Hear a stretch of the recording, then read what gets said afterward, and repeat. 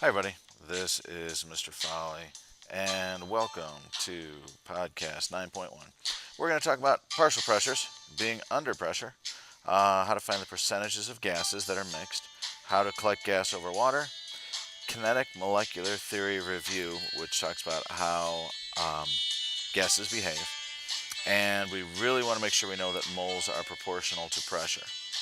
And we're going to do some PB and T problems. So it shouldn't be too bad. So grab your calculator and let's do it. All right. So partial pressures. So P total is the pressure of gas 1 plus the pressure of gas 2, dot, dot, dot. Means I could have many gases. I think in our class we don't hit more than 3, but you get the idea. All right. Oops. The total pressure of a mixture of gases is just the sum of the gases. That's what this says. Sum means the answer to an addition problem. A balloon is 0.85 atmospheres of O2 and 0.195 atmospheres of N2. What is the total pressure? Well, P total equals P1 plus P2. So P total equals 0.85 plus 0.19.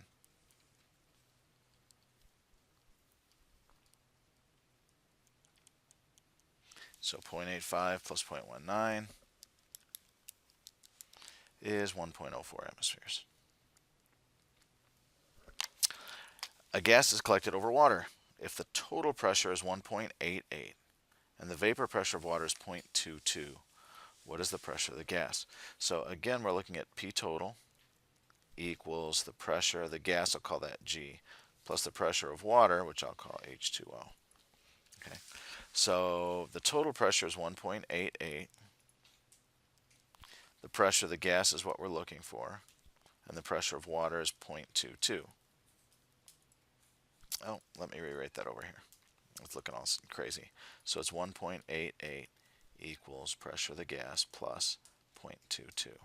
So the pressure of the gas is 1.88 minus 0.22, which is 1.66 atmospheres.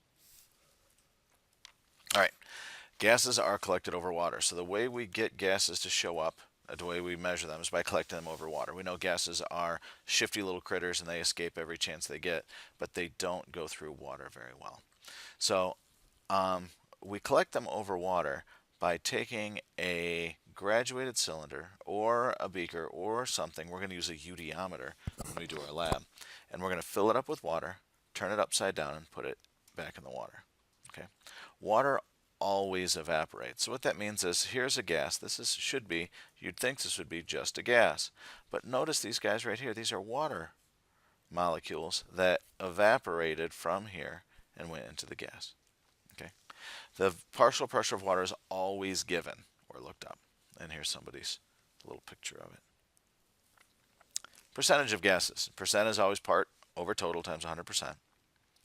If a mixture of gases is 35% helium and 65% nitrogen, and the N2 has a pressure of 0.88, what is the total pressure of the gas? Okay.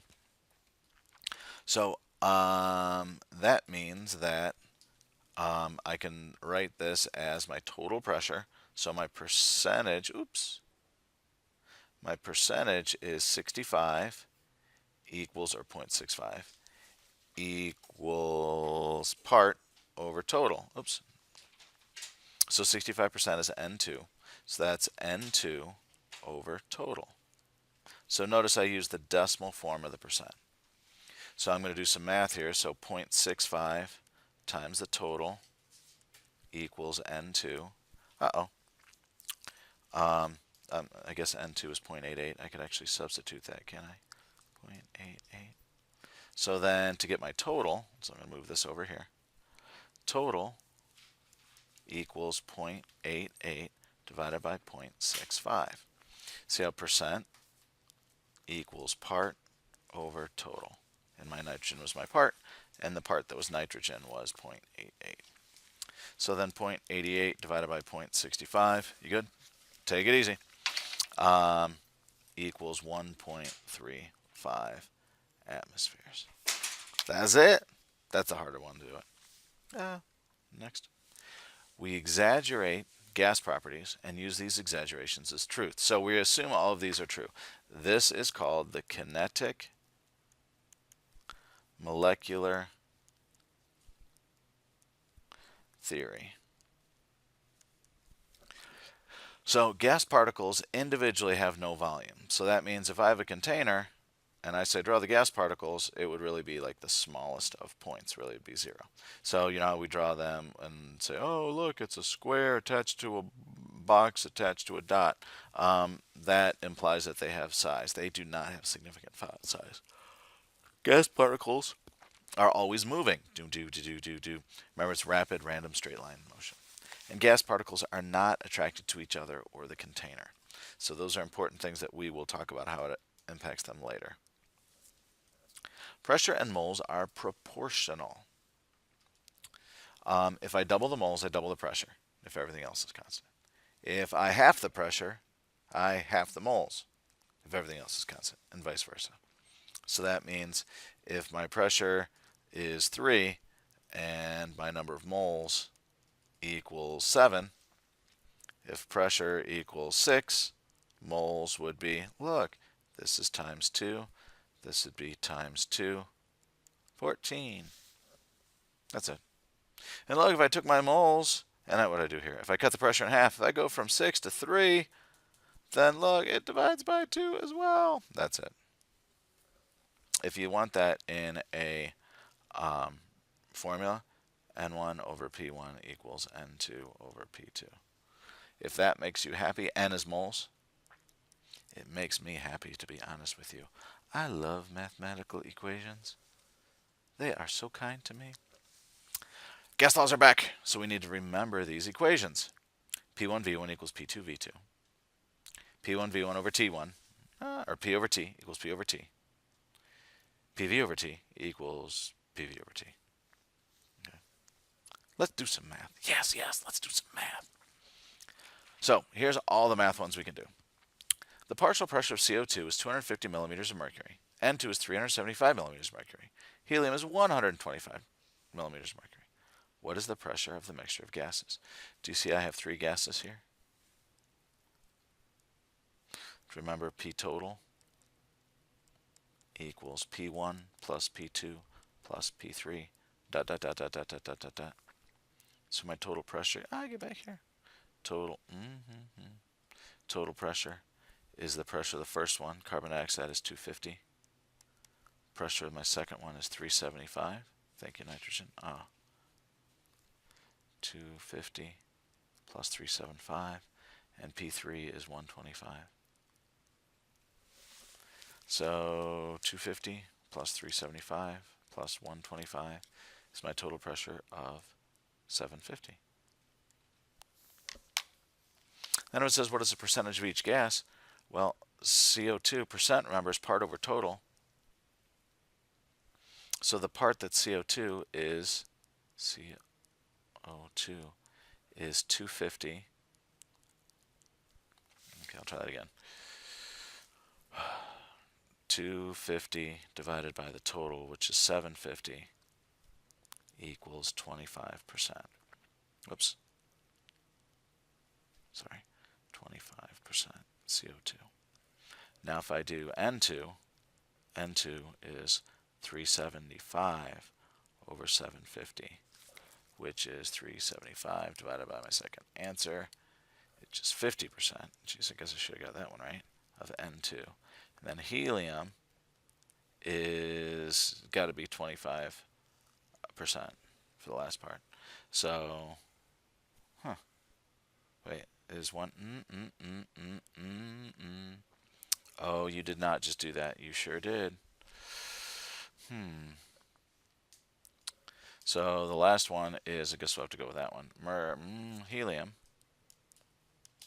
is 125 over 750. I'm sorry, you're going to have to scrub back on the YouTube video. My whole thing is gone. 16.7% of helium. Okay, so what you do is you take the part of each gas over the total. And the total is what we found right up here, which was 750. Small bubble rises from the bottom of the lake where the temperature is 8 degrees Celsius. Remember, we can't use degrees Celsius. That's a dirty word. So I'm going to cross that out right away and do 8 plus 273 equals 281 kelvins. The pressure is 6.4 atmospheres. 6.4 atmospheres. There's temperature, there's pressure. To the water surface, where the temperature is 25, so now this is temperature 1 and pressure 1. Temperature 2 is not 25. Ooh, you mean little dog. It's 25 plus 273, which is 298 K. Remember, you always add 273 to get it into Kelvin. And the pressure, P2, is 1. Calculate the final volume of the bubble if its initial volume. Oh, I got another number here. 2.1 milliliters is the volume. So I'm looking for V2. So my equation is P1V1 over T1 equals P2V2 over T2. Pressure is 6.4. Volume is 2.1. And then the temperature is 281. P2 is 1. V2 is what we're looking for. And T2 was 298. So I'm going to do some cross multiplication here. So V2 is going to equal, whoops, I put equals twice, 6.4 times 2.1 times 298, all divided by 281. And that's going to give me my answer. 6.4 times 2.1 times 298 divided by 281 is 14.3 milliliters. So the bubble got, it says N2, the bubble got bigger because it got warmer, but the pressure went down. Yay, bubble. Oh, now it won't change. Know your gas formulas, mole and pressure are proportional, and have a good day. Toodles.